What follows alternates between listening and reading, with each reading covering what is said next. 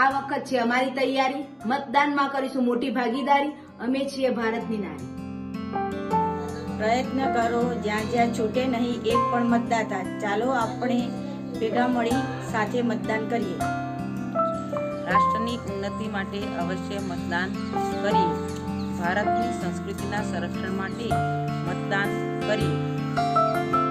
ના વ્યસનથી ના ફેશનથી રાષ્ટ્રનું ભાગ્ય બદલાશે મતદાનથી। તો રાષ્ટ્રના હિત માટે 100% મતદાનનો સંકલ્પ કરીએ।